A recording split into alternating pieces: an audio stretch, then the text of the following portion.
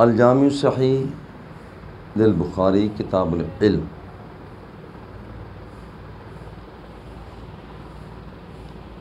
واعظ و نصیحت علم، یہ سارے کے سارے جتنے مسائل آ رہے ہیں ان کی یہ بنیاد ہے۔ امام بخاری رحمہ اللہ نے سب سے پہلے کتاب الایمان کو ذکر کیا، اور کتاب الایمان کے بعد ایمانیات کے بعد حالانکہ اعمال ہیں، اس کا نماز ہے، روزہ ہے، حج ہے، زکوٰۃ ہے، مگر اس کے باوجود آپ نے سب سے پہلے کتاب العلم کو ذکر کیا، کیونکہ جب تک علم نہیں ہوگا تو آدمی کوئی بھی شخص ان چیزوں پر عمل کر سکتا نہیں ہے۔ مگر علم کی تفویض میں، علم کے پہنچانے میں ایسا عمل اختیار نہ کیا جائے کہ طلباء کے اندر، تلامذہ کے اندر اکتاہٹ پیدا ہو جائے، آپ کے سامعین جو ہیں وہ بوریت کا احساس کریں۔ جب آپ یہ محسوس کریں کہ یہاں پر ان کے اندر ایک بوریت پیدا ہو رہی ہے تو آپ انداز بدل لیں۔ اور حضور علیہ الصلاۃ والتسلیم آپ سے بڑھ کر کوئی بڑا معلم نہیں ہو سکتا، کیونکہ خود فرماتے ہیں کہ وہ معلم بھی ایسے ہیں، انما بعثت معلما، میں معلم بنا کر بھیجا گیا ہوں۔ آپ کی طبیعت کے اندر ہے تعلیمانہ انداز، اور کتنے ان کے اسٹوڈنٹ کتنے ہیں، ان کے اسٹوڈنٹ کتنے ہیں، جیسے ہمارے یہاں پر اسٹوڈنٹ ہوتے ہیں جناب اس کلاس میں 50 ہیں، 100 ہیں، حضور علیہ الصلوۃ والتسلیم کے اسٹوڈنٹ کون سے ہیں، کتنے ہیں، کتنی تعداد ہے ان کی؟ حضور فرماتے، خود فرماتے ہیں ارسلت الی الخلق کافہ، ساری دنیا، جہان، فرش، عرش، آسمان، بلندیاں، پستیاں، اوج، حدید، ہوائیں، فضائیں، ساری کی ساری چیزیں حضور پاک کی شاگرد ہیں، کیونکہ حضور معلم بنا کر بھیجے گئے۔ اور آپ آئے کن شاگردوں کی طرف آئے؟ ارسلت الی الخلق کافہ وما ارسلناک الا کافۃ للناس۔ ایک جگہ پر یہ ہے کہ یہاں پر سارے انسانوں کے لیے معلم بنے ہیں، سارے انسانوں کے لیے، اور دوسری جگہ پر ہے سرکار خود فرماتے ہیں کہ ساری کائنات میری شاگرد ہے اور سب کے لیے معلم بن کر میں مصطفیٰ آ گیا۔ اچھا، حضور ان کا بڑا خیال رکھا کرتے تھے اپنے شاگردوں کا، تاکہ ان کے اندر بوریت پیدا نہ ہو، اور بلکہ گاہے بگاہے آپ ایسی بات بھی فرما دیا کرتے جو نشاط طبی کا باعث بنتی۔ جیسے ایک بوڑھی اماں آ گئی، اماں کہتی ہیں میرے لیے دعا فرمائیں کہ اللہ مجھے جنت دے دے۔ آپ نے ہو اماں، تو ایک اماں کہہ رہی ہے، کسی اماں نے جنت میں جانا ہی نہیں۔ اب دیکھیں یہ کیسے خوش طبعی ہے، اماں تو رونے لگیں، کسی اماں نے جنت میں نہیں جانا تو میں تو اماں ہوں۔ جب سرکار نے دیکھا کہ یہ وہاں پر رو دھو رہی ہیں، اب نشاط پیدا کرنا تھا، تو آپ سرکار نے فرمایا کوئی اماں جنت میں نہیں جائیں گی، جتنی امائیں ہوں گی وہ ساری کی ساری جوان ہو جائیں گی، تو وہ جوان ہو کر جنت میں جائیں گی، کسی اماں نے تو جنت میں جانا نہیں ہے، وہ جوان ہو کر جنت میں جائیں گی۔ وہ مسکرانے لگی۔ تو یہ اتنا تخول کا مطلب ہوتا ہے کہ رعایت کرنا، احساس رکھنا۔ حضور کی بارگاہ میں ایک آدمی آ گیا، حضور بیت المال سے مجھے اونٹ کی ضرورت ہے۔ آپ نے ادراہ تفنن فرمایا اپنے خادم سے، جاؤ انہیں اونٹنی کا بچہ دے دو۔ وہ تو وہیں پر مطالبہ کرنا ہے، حضور مجھے اونٹ چاہیے، میں نے اونٹنی کا بچہ کیا کرنا ہے؟ حضور تھوڑی دیر کے بعد پھر فرمایا بھائی اسے اونٹنی کا بچہ دے دو۔ حضور مجھے اونٹ چاہیے۔ بالآخر سرکار نے مسکرا کر فرمایا وہ جو بڑا ہوتا ہے وہ بھی تو اونٹنی کا بچہ ہی ہوتا ہے۔ اب دیکھیں یہ ایک نشاط کو پیدا کرنا ہے، محبت کو پیدا کرنا ہے، بوریت کو دور کرنا ہے۔ وہ ہر وقت ہی آپ تلقین کرتے، مثلا بچوں کے حوالہ سے بعض والدین ہوتے ہیں ہر بات پر برتن ایسے اٹھاؤ، برتن ایسے رکھو، روٹی ایسے کھاؤ، روٹی یہاں پر کرو، لکھنا ایسے ہے، جانا ایسے ہے۔ ہر وقت بچہ بوریت کا احساس کرے گا، اسے بار بار کچھ نہ کہو، جو کچھ اسے بنانا چاہتے ہیں اس کے سامنے بن کر آ جاؤ. اور دیکھیے میں ایک بات کروں، بابا جی قبلہ رحمۃ اللہ تعالیٰ علیہ، جو کہ ہم نے خود دیکھا کہ بابا جی قبلہ تشریف لاتے، آتے ہی مطالعہ فرماتے، جو صحیح بخاری شریف کا آپ نے درس شریف دینا ہوتا، پھر آپ نماز پڑھتے، آپ سو جاتے. اچھا کچھ دیر کے بعد آنکھ کھلتی تو آپ اپنا تحریری کام شروع کر دیتے، آنکھ لگ جاتی آپ سو جاتے، تھوڑی دیر کے بعد جب بیداری ہوتی آپ پھر دوبارہ تحریری کام شروع کر دیتے. یعنی یہ تگ و دو کے بعد پھر جا کر کہیں بابا جی بنتا ہے، یعنی ایسے نہیں بابا جی بن جاتا. تو اب ذرا غور کریں یہ جو، اور ہم نے سیکھا کہ یہاں پر بابا جی قبلہ ہمیں یہ نہیں فرمایا کہ یہ کرو مظہر فرید، یہ کرو، مگر مظہر فرید نے خود سے کہا کہ دیکھ تیرے بابا جب یہ کریں، مظہر فرید یہ کرو. تو اس لیے بچوں کے لیے اگر آپ ان کی تربیت کا سامان فراہم کرنا چاہتے ہیں تو سب سے پہلے ان کے لیے آپ ایک ماڈل ہیں، آپ ایک نمونہ ہیں، وہ کچھ بنی.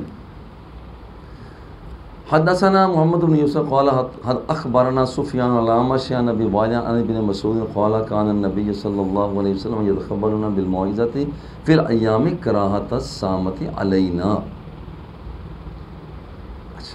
حضور علیہ الصلوۃ والتسلیم نصیحت میں یتخولنا ہماری رعایت فرمایا کرتے تھے، ہمارا احساس فرمایا کرتے تھے، فی الایام دنوں کے اندر، کراہت الصامت، کیونکہ آپ رنجیدہ ہونے کو، صحابہ کے رنجیدہ ہونے کو آپ برا سمجھتے تھے کہ کام یوں کر دیا جائے کہ یہ وہاں پر پریشان ہو جائیں. اس لیے آپ تبلیغ جو فرمایا کرتے تھے وقفے کی بات فرمایا کرتے ہیں.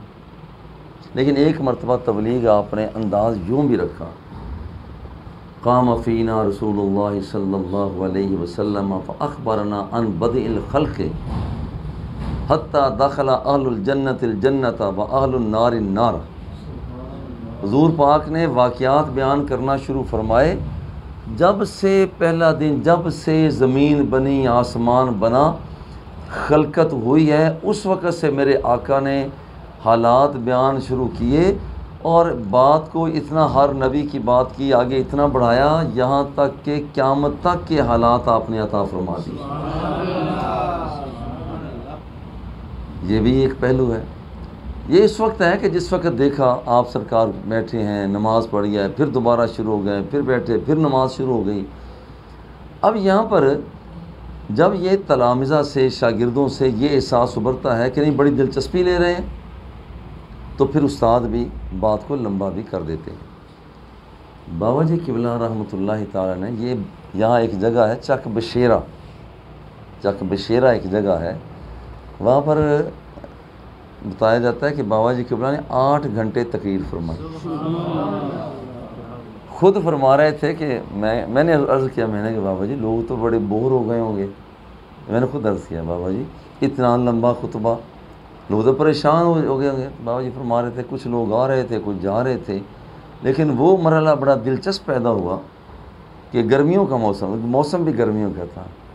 وہ گرمی جب شدید ہوئی تو کہتے میں نے پھر لوگوں سے خطاب چھوڑ دیا، میں سورج سے خطاب کرنے لگ گیا کہ عجیب بات ہے، میں لوگوں کو تبلیغ کے لیے بلا رہا ہوں اور تو اتنی چمک دکھا رہا ہے کہ تو بھگا رہا ہے، میں بلاتا ہوں تو بھگاتا ہے. آئی فرماتے ہیں کہ عجیب سما یہ تھا، اللہ جل جلالہ نے کرم فرمایا اور بارش برسنا شروع ہو گئی. اللہ اکبر. حدثنا محمد بن بشار قال حدثنا یحیی بن سعید قال حدثنا شعبہ قال حدثني ابو الطیاء عن انس عن النبی صلی اللہ علیہ وآلہ وسلم قال یسروا ولا تعسروا وبشروا ولا تنفروا. حضور علیہ الصلوۃ والتسلیم نے ارشاد فرمایا آسانی پیدا کرو، یسروا آسانی پیدا کرو، ولا تعسروا اور مشکل پیدا نہ کرو، وبشروا ولا تنفروا خوشخبری سنایا کرو اور نفرت نہ دلایا کرو. یعنی دین کی طرف راغب کرنا ہے. اب اگر کسی آدمی سے یہ کہیں کہ تو نے یہ گناہ کر لیا ہے، بس تیری تو شامت آئی، تو کسی کو نہ کہیں کہ تو بخشا جا سکتا ہی نہیں. بھائی ہم نے کوئی سرٹیفکیٹ رکھے ہوئے ہیں بخشش کے؟ کسی سے نہ کہیں، یعنی ہو سکتا ہے کہ اسی بندے کی وجہ سے تیری بخشش ہو جائے، اس لیے یہاں کبھی کسی سے نہ کہیں کہ یہ تو نہیں بخشا جا سکتا، تو نہیں بخشا جا سکتا۔ بشروا ولا تنفروا، باب من جعل لأہل العلم ایام معلومہ۔ دیکھیے کہ یہاں پر دوسری حدیث پاک میں ہے کہ اہل علم ان کے لیے مخصوص اوقات میں واعظ و تبلیغ رکھی گئی، یہ اس کا بیان ہے۔ یعنی وہ صبح شروع ہوئے، فجر کے بعد شروع ہوئے، بھی ظہر بھی آ گئی پڑھائی، ظہر عصر آ گئی پڑھائی، مغرب آ گئی پڑھائی، عشاء آ گئی پڑھائی۔ بھئی ایسا تو نہیں، اسلام اس چیز کا تقاضا ہی نہیں کرتا، اسلام اس چیز کا تقاضا نہیں کرتا کہ اتنا لمبا پروگرام چلایا جائے۔ دیکھیے حضرت عبداللہ رضی اللہ تعالی عنہ یذکر الناس فی کل خمیس، آپ ہر جمعرات کو درس شریف دیا کرتے تھے، اور درس شریف کے لیے لوگ بے تاب رہا کرتے۔ فقال له الرجل، تو ایک آدمی نے کہا، یا ابا عبد الرحمن لوددت انک ذکرتنا کل یوم، حضور ہم یہ چاہتے ہیں کہ آپ روزانہ ہمیں درس شریف دیا کریں، آپ کا تو درس شریف بڑا اچھا ہوتا ہے، آپ ہمیں روزانہ درس شریف دیا کریں۔ تو آپ نے فرمایا، ما انہ یمنعنی من ذالک انی اکرہ ان املکم، اصل میں یہ آپ فرماتے ہیں جواباً، آپ فرماتے ہیں اصل وجہ یہ ہے کہ میں تمہیں روزانہ درس شریف نہیں دیتا۔ وہ اس کی وجہ کیا ہے؟ وجہ یہ ہے کہ حضرت عبداللہ بن مسعود فرماتے ہیں وجہ یہ ہے کہ کہیں تمہارے اندر اکتاہٹ پیدا نہ ہو جائے، تمہارے اندر اکتاہٹ پیدا نہ ہو جائے۔ تمہاری اکتاہٹ سے بچنے کے لیے میں نے صرف جمعرات کا انتخاب کیا ہوا، جس سے یہ بھی پتہ چلتا ہے کہ دن کا انتخاب، وقت کا انتخاب، یہ کوئی غیر شرعی حرکت نہیں ہے۔ یہ اس لیے عرض کر رہا ہوں کہ یہاں پر بعض لوگ کہتے ہیں کہ دیکھیے جناب، یہاں پر تیجا کرنا، ساتہ کے لیے لوگوں کو اکٹھا کرنا، چیلم کا پروگرام کرنا، کسی عرس کی تقریب کرنا، یہ دن مقرر ہوتا ہے، اور دن تو اسلام نہیں چاہتا۔ دیکھیے یہاں پر ایک ہے شرعی تقرر۔ شرعی تقرر کا مطلب ہے کہ یہ سمجھا جائے ہاں جی یہ کل خوانی فلاں دن کرنا ضروری ہے، بھائی تیسرے دن تیجا کرنا ضروری ہے، بھائی یہ کہنا کہ یہاں پر بھی فلاں 40 دن مکمل ہوں تو پھر ختم پڑھنا ضروری ہے، بھائی یہ چیز ممنوع ہے، یہ تقرر نہ کیا جائے۔ اس کے علاوہ لوگوں کی سہولت کے لیے تقرر کر دیا جائے تو وہ جائز ہو جاتا ہے۔ اب مثال ہے نا، یہ ظہر کا وقت شروع ہو جاتا ہے مثال کے طور پر 12 بجے، اور ختم ہو جاتا ہے آج کل دیکھا جائے تو تقریباً 4:15 بجے، چلو 4 بجے لگا لو، 4 بجے لگا لو، تو درمیان میں کتنا وقفہ ہے؟ اور اگر کوئی نماز کا وقت مقرر نہ ہو تو دیکھو لوگوں کے درمیان کتنی کھلبلی مچے گی۔ کوئی 12:30 آ رہا ہوگا جی ابھی نماز نہیں ہوئی، کوئی 1 بجے آ رہا ہو جی ابھی نماز نہیں ہوئی، کوئی 2 بجے آ رہا ہوگا، کوئی 2:30 بجے، لوگ پریشان ہو جائیں گے۔ تو یہاں پر عرفی تقرر اسے کہا جاتا ہے، شرعی تقرر نہیں کیا، بلکہ عرفی طور پر عوامی حلقوں کو باخبر رکھنے کے لیے اگر ایک وقت مقرر کر لیا جائے تو اس میں کوئی حرج کی بات نہیں۔ جیسے ہم نمازوں کے اوقات میں، جیسے اللہ جل جلالہ نے مہینے تو 12 ہیں، مگر ان 12 مہینوں میں سے صرف ایک مہینے میں روزے جو رکھنے ہیں اسے مقرر کر دیا۔ یہ بھی تو فرما سکتا تھا نا بھائی تم جب چاہو رکھ لینا، مہینے کے 30 دن کے روزے رکھ لینا، کوئی کب رکھ رہا ہوتا، کوئی کب، لیکن جو رمضان المبارک کے ان دنوں میں ایک کیفیت پیدا ہوتی ہے وہ اس طریقے سے پیدا نہ ہو سکتی۔ سال تو سارے ہیں مگر حج کے لیے ذی الحج کو مقرر کر دیا۔ اب دیکھیے کہ یہاں پر اس کا مطلب ہے کہ تقرر عرفی اگر کیا جائے تو کوئی حرج کی بات نہیں ہے۔ دیکھیں ہم یہاں پر فجر کے بعد درس شریف میں یہ شروع ہو جاتے ہیں، فجر کے بعد ہم اتنے بجے شروع ہو جائیں گے، تو وہاں پر اگر یہ نہ ہو تو پھر ہر طالب علم کوئی پہلے آئے گا، کوئی بعد میں آئے گا، پھر جائے گا۔ کبھی ایسا ہوگا کہ وہ آئے گا اس وقت کہ جس وقت سبق ہو چکا ہوگا۔ تو یہ عرفی تقرر جو ہے شرعی طور پر یہ جائز ہے۔ تو حضرت عبداللہ بن مسعود فرماتے ہیں انی اکرہ ان املکم وانی اتخولکم بالموعظۃ کما کان النبی صلی اللہ علیہ وسلم یتخولنا بہا مخافۃ السامۃ علینا۔ کہتے ہیں کہ آپ فرماتے ہیں کہ یہ میں اسی طرح سے عمل کر رہا ہوں جیسے میرے آقا فرمایا کرتے تھے۔ اور وہ کیا فرمایا کرتے تھے؟ یتخولنا بہا، آپ ہماری رعایت فرمایا کرتے تھے، مخافۃ السامۃ علینا، کہیں ہمارے اوپر تنگی پیدا نہ ہو جائے، ملول پیدا نہ ہو جائے۔ تو اس لیے اس ملال سے بچانے کے لیے وہاں پر جیسے سرکار مختصر وقت لیا کرتے، ادھر فرماتا ہے کہ اسی طرح سے میں بھی اسی طرح سے کیا کرتا ہوں۔ باب من یرید اللہ بہ خیرا یفقہہ فی الدین، اللہ جل جلالہ جس بندے کے ساتھ بھلائی کا ارادہ رکھتا ہے اسے وہ دین کے اندر سمجھ عطا فرما دیتا ہے۔ تو یہ کہنا بے جا تو نہیں ہوگا کہ اللہ جل جلالہ ہمارے ساتھ بہتری کا انداز رکھتا ہے، ہمارے ساتھ بھلائی کا انداز رکھتا ہے۔ کیوں؟ لیکن وہ میں دین کے لیے اس نے انتخاب کیا، ورنہ کتنے لوگ ہیں ہمارے یہ ساتھی، حالانکہ ان کا سبق تو نہیں ہوتا، مگر وہ شہر سے اس لیے آ جاتے ہیں کہ ہم دیکھیں کہ دین کی بات کیا ہو رہی۔ تو ان کی بھی خوش نصیبی ہے کہ اللہ رب العزت نے آپ کا انتخاب کیا، ورنہ کتنے لوگ ہیں جو دین کی طرف نہیں آتے۔ من یرید اللہ بہ خیرا یفقہہ فی الدین، اللہ جل جلالہ جس کے ساتھ بھلائی کا ارادہ فرماتا ہے وہ دین کے اندر اس کو سوجھ بوجھ عطا کر دیتا ہے۔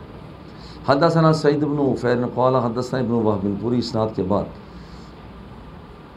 جناب حمید بن عبد الرحمن یہ فرماتے ہیں کہ میں نے حضرت معاویہ رضی اللہ تعالیٰ عنہ کو خطبہ دیتے ہوئے سنا، وہ فرما رہے تھے سمعت النبی صلی اللہ علیہ وسلم، کہ میں نے حضور سے سنا ہے من یرید اللہ بہ خیرا یفقہہ فی الدین، اللہ رب العزت جس بندے کے ساتھ بھلائی کا ارادہ رکھتا ہے اس کے ساتھ اسے دین کے اندر سوجھ بوجھ عطا فرما دیتا ہے۔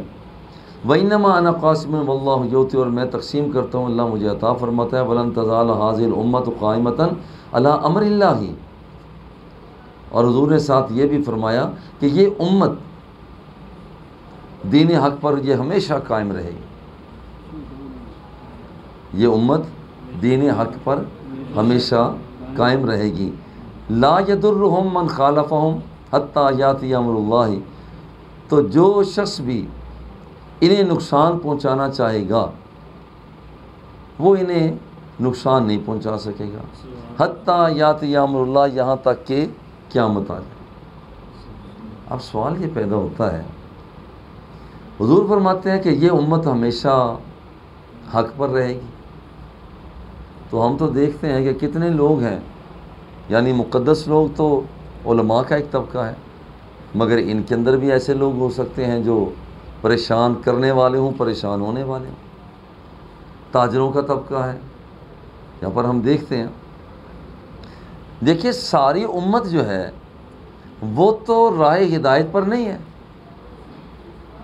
تو پھر یہ جو فرمایا لن تزال هذه الامة قائمة على امر اللہ، یہ امت ہمیشہ اللہ کے امر پر رہے گی، اس کا مطلب یہ ہے کہ ہر محکمے سے، جیسے ملازمین کا محکمہ ہے، کاروباری لوگوں کا محکمہ ہے، عدالتی لوگوں کا محکمہ ہے، علماء کا محکمہ ہے، حکمرانوں کا محکمہ ہے، جتنے بھی محکمے ہیں اللہ جل جلالہ ہر محکمے سے کچھ نہ کچھ بندے ہمیشہ کے لیے حق پر رکھے گا۔ یہ ایک حدیث پاک میں آتا ہے نا کہ یہاں پر کل 73 فرقے ہیں، 72 فرقے ہیں، وہ 73واں فرقہ ہوگا جو نجات والا ہوگا۔ اب وہ 73واں فرقہ کوئی بندہ انگلی اٹھا کر یہ کہے کہ یہ وہ فرقہ ہے، دوسرا نہیں مانتا، وہ کہتا ہے کہ ہم میں، وہ کہتا ہے ہم میں، تو ہے کون اصل میں؟ وہ اصل یہ ہے واللہ عالم، ان 72 فرقوں کے اندر حق پرست لوگ موجود ہیں، کوئی ادھر موجود ہے، کوئی ادھر موجود ہے، کوئی ادھر موجود ہے، کوئی ادھر موجود ہے۔ جب سب کو جمع کیا جاتا ہے تو وہ 73واں فرقہ بنتا ہے اور وہ نجات پانے والا ہوتا ہے۔ دیکھیں جتنے بھی لوگ اس وقت متصوفین کو دیکھ لیجئے، کیا سارے صوفی درست جا رہے ہیں؟ کیا سارے مولوی درست جا رہے ہیں؟ کیا سارے کے سارے جج جو ہیں وہ درست جا رہے ہیں؟ نہیں، ہر محکمے کا بندہ ایک ایک گروہ ہے جو حق پر موجود ہے۔ جو حق پر ہے، وہ جو حق پر موجود ہے، چلنے والا ہے، ان سب کے سب گروہوں سے جو حق پر موجود ہیں انہیں جمع کیا جائے تو یہ وہ لوگ بنتے ہیں جن پر رب ذوالجلال کی رحمت کا نزول ہوا کرتا ہے۔ لا یضرهم من خالفهم حتی یاتی امر اللہ، فرمایا کہ یہاں پر من خالفهم حتی یاتی امر اللہ باب الفہم فی العلم، بھی دیکھیے معلومات میں سمجھداری سے کام لینا چاہیے، علم کے اندر سمجھداری سے کام لیا جائے، یعنی جو معلومات ہیں وہاں پر ان سے سمجھداری میں ہونا چاہیے۔ اجل معلوم یا ادراک المعلومات، یعنی اس کا مطلب ہے کہ معلومات کا ادراک، علم بمانا معلوم، معلومات کا ادراک اس کا معنی ہے۔ اور یہ معنی کیوں کیا جا رہا ہے؟ بھئی کہا جاتا ہے کہ علم کا معنی بھی سمجھنا ہوتا ہے اور فہم کا معنی بھی سمجھنا ہے، تو وہ تو دونوں کا ایک معنی آ گیا، تو اس لیے یہاں پر حاشیوں میں لکھ دیا کہ اس کا مطلب یہ ہے کہ ادراک المعلومات وَإِلَّا فَالْفَهْمُ نَفْسُ الْعِلْمِ، بھئی جو فہم ہوتا ہے وہ علم ہوتا ہے، جو علم ہوتا ہے وہ فہم ہوتا ہے۔ تو معنی پھر اس کا کیسے کریں گے؟ معلومات کا ادراک، جو چیزیں معلوم ہونے والی ہیں، میں آپ کو دیکھا آپ میری معلومات ہیں، یہ سامنے چیز پڑی ہے یہ میری معلومات میں شامل ہے، یہاں پر یہ چیز پڑی ہے یہ میری معلومات میں شامل ہے، تو جو چیزیں معلومات ہیں ان کا ادراک یہاں پر اس کا ذکر کیا جا رہا ہے۔ اچھا صاحب، قال لی ابن ابی نجیح ان مجاہد قال صحبت ابن عمر الی المدینہ تھی، حضرت ابن عمر رضی اللہ تعالیٰ عنہ کے ساتھ ایک سفر ہوا، فلم اسمعہ یحدث عن رسول اللہ صلی اللہ علیہ وسلم الا حدیثا واحدا، تو ابن عمر رضی اللہ تعالیٰ عنہ نے ایک حدیث ہی بیان فرمائی، اور وہ ایک حدیث کیا بیان فرمائی؟ قال کنا عند النبی صلی اللہ علیہ وسلم، ہم حضور علیہ الصلاۃ والتسلیم کے ساتھ تھے، فأتي بالجمار، حضور کی بارگاہ میں جمار کو پیش کیا گیا۔ یہ جیسے یہ درخت ہے، درخت کی جو گوند ہوتی ہے وہ باقاعدہ استعمال کی جاتی ہے، اور جیسے آج کل جیسے گوند کتیرا، اسی طرح سے یہاں پر درختوں پر کچھ گوند ہوتی ہے، لوگ اسے خشک کر لیتے ہیں اور اس کا استعمال بھی کیا کرتے ہیں۔ تو حضور علیہ الصلاۃ والتسلیم آپ کی بارگاہ میں جمار کو پیش کیا گیا، وہ درخت کی، کھجور کے درخت کی گوند کو پیش کیا گیا، فقال، آپ نے فرمایا ان من الشجر شجر مثلها کمثل المسلم، دیکھنے کے بعد سرکار نے فرمایا دیکھو ایک درخت ایسا بھی ہے جس کی مثال بندہ مومن کی مثال ہے، درخت کی مثال بندہ مومن کی مثال ہے۔ یہ بالکل اسی طرح سے ہے جیسے جب ہم کسی سے پیار کرتے ہیں تو کوئی نہ کوئی پھل کا نام دے دیتے ہیں، میرا جیسے یا پھول کا، میرا پھول آ گیا، ماں کہتی ہے میرا پھول آ گیا، باپ کہتا ہے، دوست ساتھی کہتے ہیں، بھئی یہاں پر کسی سے پیار، بھئی واہ بھی واہ یہ تو سرو ہی چلا آ رہا ہے، سرو قد ہے، وہاں پر درختوں سے تشبیہ دے دیا کرتے ہیں۔ تو کبھی درختوں کے ساتھ تشبیہ دی جائے، جیسے کسی کو پھل کے ساتھ تشبیہ، جیسے سرکار نے فرمایا کہ بندہ مومن کی مثال ناشپاتی کی مثال ہے، اس کے ساتھ دے دیا گیا، تشبیہ دے دی گئی ہے، کیونکہ یہاں پر اس کے اندر خوشبو بھی ہے، بندہ مومن کے اندر خوشبو بھی ہوتی ہے، وہاں پر اس کا ذائقہ بھی ہوتا ہے، سارا کچھ ہوتا ہے۔ فَأَرَدْتُ أَنْ أَقُولَ هِيَ النَّخْلَةُ، تو ادھر حضرت ابن عمر رضی اللہ تعالیٰ عنہ فرماتے میرے دل میں آیا کہ میں حضور سے عرض کروں، حضور یہ جس درخت کے بارے میں پوچھ رہے ہیں کہ ایک بندہ جو ہے بندہ مومن کی مثال ایک درخت کسی ہے، حضور مجھے تو لگتا ہے کہ وہ درخت کھجور کا درخت ہے۔ کہتے ہیں لیکن میں پھر نہ شرما گیا۔ یہاں پر جیسے کسی بڑوں کی تعظیم میں ہم شرما جایا کرتے ہیں، وہاں پر جواب کا علم ہونے کے باوجود ہم جواب نہیں دیتے۔ جیسے سرکار نے پوچھا تھا یہ آج کون سا دن ہے، عرض کی حضور اللہ اور اس کا رسول ہی بہتر جانتے ہیں۔ جگہ کون سی ہے، حضور اللہ اور اس کا رسول ہی بہتر جانتے ہیں۔ وہاں پر مہینہ کون سا ہے، حضور اللہ اور اس کا رسول بہتر جانتے ہیں۔ حالانکہ سب کو پتہ تھا کہ ہم کہاں پر کھڑے ہیں، سرزمین کون سی ہے اور دن کون سے ہیں۔ یوم النہر میں یہ پوچھا جا رہا ہے، مگر ادب کے تقاضے کے پیش نظر بعض اوقات نہیں بولتے۔ تو بندہ مومن کی مثال ایک درخت کسی ہے، کہتے ہیں میرے دل میں آیا کہ وہ درخت ہو نہ ہو، وہ کھجور کا درخت ہو سکتا ہے۔ تو میں تو خاموش رہا۔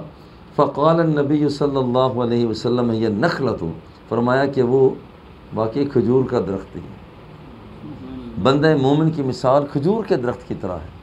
جیسے کھجور کا درخت وہاں پر اس کے پتے نہیں گرتے، اس کے پتے نہیں گرتے، اور جو بندہ مومن ہوتا ہے، ایماندار ہوتا ہے، اس کے جب وہ پورا کامل رہتا ہے تو اس کی نیکیوں کے پتے بھی نہیں گرتے بلکہ بڑھتے چلے جاتے ہیں۔ جس طرح سے یہاں پر جس طرح سے اس درخت پر پھل لگتا ہے بڑا ذائقہ دار، دیکھو رمضان المبارک میں کتنے مزے لے لے کر کھجوریں کھاتے ہیں۔ اسی طرح سے جو بندہ مومن ہوتا ہے وہ ہمیشہ مٹھاس میں ہی رہتا ہے۔ جیسے یہ درخت کے پر لگنے والا پھل جو ہے یہ مٹھاس رکھتا ہے، اسی طرح سے جو بندہ مومن ہے اس کی گفتار میں، کردار میں، لہجے میں، جانے آنے میں، اٹھنے بیٹھنے میں، کھانے پینے میں، وہ دوستوں ساتھیوں سے تعلقات میں ایک خاص قسم کی مٹھاس پائی جاتی ہے، لوگ اس کی طرف رغبت کرتے ہیں۔ دیکھیں یہاں پر فرمایا کہ یہ واقعتاً یہ درخت جو ہے یہ کھجور کا درخت ہے۔ باب الاقتباط فی العلم والحکمہ، لیجیے مولانا، جس وقت کسی بندے کو علم حاصل ہو جاتا ہے تو اس پر رشک کیا جائے کہ یا اللہ تو نے اسے علم دیا ہے مجھے بھی عطا فرما۔ جیسے بندہ پرجوش ہوتا ہے کہ اس کے پاس اتنا علم ہے، وہاں پر اسے علم کہہ لیجیے، حکمت کہہ لیجیے، اور یہ ذہن میں رکھیں اس کا یہاں پر یہ عطف تفسیری ہے کہ جس بات کو پہلے بیان کیا گیا اس کو ایک لفظ واو کے ساتھ حکمت سے تعبیر کر دیا ہے، جس کا مطلب ہے کہ جو علم ہے وہ حکمت ہے، جو حکمت ہے وہ علم ہے۔ یہ اصل میں قوت عقلیہ، جب اس کا بندہ غلط استعمال منفی طور پر کرتا ہے اللہ کو یہ بھی پسند نہیں، اور جب اس کا استعمال انتہائی زیادہ کرتا ہے اللہ کو یہ بھی پسند نہیں۔ متوازن طور پر جب کرتا ہے تو اس کا نام حکمت ہوتا ہے کہ جہاں پر اس نے عقل کو استعمال کرنا ہے کرے، جہاں پر رکنا ہے رک جائے، اسے کہا جاتا ہے حکمت۔ اسی طرح سے غضب والی قوت میں بھی کبھی ایسا مقام آ جاتا ہے کہ وہ بندہ بعض اوقات ہوتا ہے جہاں لڑنا چاہیے وہ وہاں بھی نہیں لڑتا، اور جہاں پر نہیں لڑنا وہ لڑنا شروع کر دیتا ہے، اللہ کو یہ بھی پسند نہیں۔ وہ غضب والی قوت کو جب متوازن طریقے سے استعمال کرتا ہے تو اسے شجاعت کہا جاتا ہے۔ عقل والی قوت کو متوازن استعمال کیا اسے حکمت کہا گیا، غضب والی قوت کو متوازن استعمال کیا اسے شجاعت کہا گیا، اور شہوت والی قوت کو جس وقت بندہ متوازن طریقے سے استعمال کرتا ہے تو اسے عفت کہا جاتا ہے۔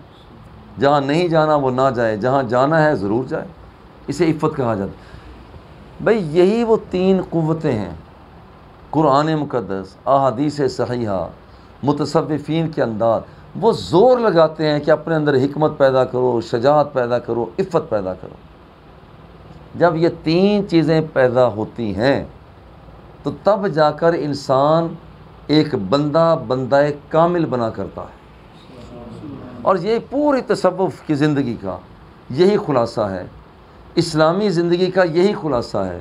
آپ پوری کی پوری تفسیر کو پڑھیں، یہی خلاصہ ہے، احادیث کی کتابوں میں پڑھے، یہی خلاصہ ہے، اپنی قوتوں کو متوازن کر لو۔ اور جو بندہ اپنی 3 قوتوں کو متوازن کر لیتا ہے تو پھر یاد رکھیے کہ یہ متوازن کرنے والا بندہ یہ اللہ جل جلالہ کی بارگاہ کا ولی کامل شمار ہوتا ہے۔ یہ آج سے اپنا سلیبس بنا لو، اپنا سلیبس بنا لو، یہ آپ کا سلیبس ہے۔ حکمت پیدا کرنی ہے، شجاعت پیدا کرنی ہے، عفت پیدا کرنی ہے۔ جب یہاں پر بندہ یہ پیدا کر لیتا ہے تو اس کا مطلب ہے کہ زندگی آنے کا مقصد حل ہو گیا۔ بندہ جس وجہ سے آیا ہے، وما خلقت الجن والانس الا لیعبدون، کہ اس لیے ہے کہ یہاں پر عبادت کرے۔ اصل مقصد کیا ہے؟ مقصد یہ عبادت کا مقصد بھی یہی ہے کہ یہ 3 قوتیں پیدا کی جائیں۔ قوت حکمت پیدا کی جائے، شجاعت پیدا کی جائے اور عفت پیدا کی جائے۔ یہ 3 قوتوں کو پیدا کرنا، یہ اپنی زندگی کا نظریہ بنا لیں کہ ہم نے یہ کام کرنا ہے۔ باب الاقتباط فی العلم والحکمت، علم اور حکمت کے اندر غبطہ کرنا، رشک کرنا، کسی صاحب علم پر رشک کرنا، وہاں پر حکمت پر علم پر رشک کرنا۔ وقال عمر رضی اللہ تعالی عنہ، حضرت عمر فرماتے ہیں تفقہوا قبل ان تصودوا، دیکھو اپنے امیر بنائے جانے سے پہلے، یعنی قیادت والا صاحب قیادت بنائے جانے سے پہلے کچھ نہ کچھ سیکھ لو۔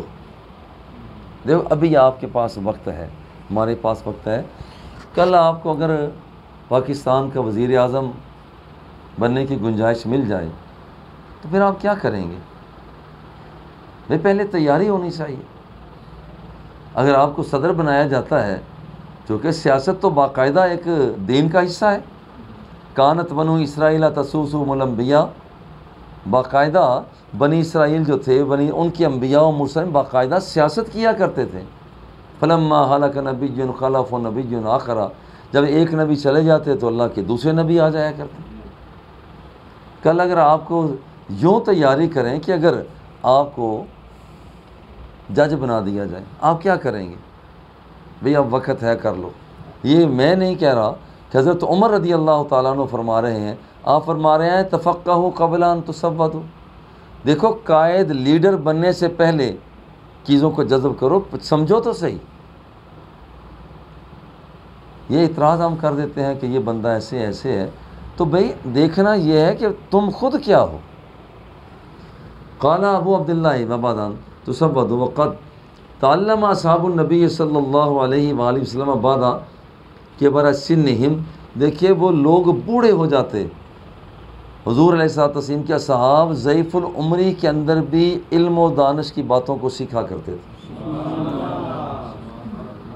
حدثنا حمیدی قال حدثنا سفیان بن، میں جب ملتان پڑھتا تھا حضرت شاہ رکن عالم رحمۃ اللہ تعالیٰ علیہ کے وہ غربی جانب ایک مسجد بنی ہے چھوٹی سی، میں وہاں بیٹھ کر پڑھتا تھا بڑی یکسوئی کے ساتھ۔ اتفاق ایسا ہے کہ وہاں 2 بزرگ بابے آیا کرتے تھے صبح کے وقت، ان میں سے ایک بابا معلم تھا، دوسرا متعلم تھا، اور تقریباً ان کی عمر ہوگی 65-70 سال۔ ایک کو قرآن پڑھنے مقدس پڑھنا آتا تھا، دوسرے کو نہیں آتا، وہ سیکھتے تھے۔